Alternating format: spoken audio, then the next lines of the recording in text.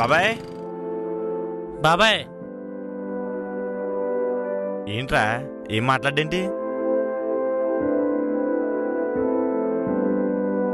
బాబాయ్? బాబాయ్ బాబు ఏమైంది బాబాయ్? చాలా రోజుల నుంచి డల్గా కనిపిస్తున్నావు. మొదట్లో వ్యాపారం బాగుండేది, ఇప్పుడు వస్తున్నారు, చూస్తున్నారు, వెళ్తున్నారు, ఎవరు కొనట్లేదు.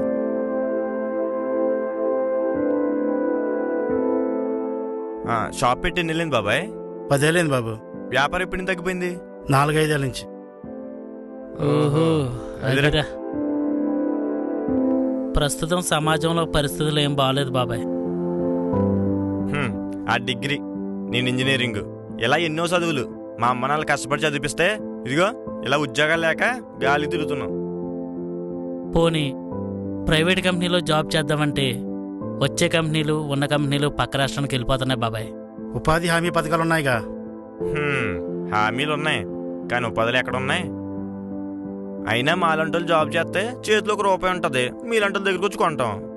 ఇప్పటికే అమ్మ నాన్నల మీద పడి తింటున్నాము. మాలంటోళ్ళు ఏం కొనగలం బాబాయ్?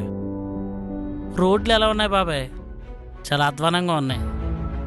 ఎలక్షన్స్ వస్తున్నాయనో తెలీదు, ఎవరో పెద్ద మనుషులు చెప్పారో తెలియదు, కానీ నైట్కి నైట్ ఏదో హడావుడిగా రోడ్లేసేస్తున్నారు, అది నా మాత్రంగా.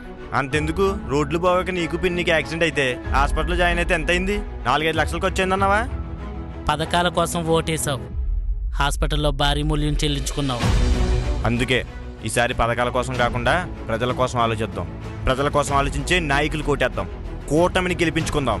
మాలాంటి నిరుద్యోగులకు ఉద్యోగం వస్తే మీలాంటి వ్యాపారస్తులు బాగుంటారు. మీలాంటి వ్యాపారస్తులు బాగుంటే రాష్ట్రమే బాగుంటుంది. ఏమంటా బాబాయ్?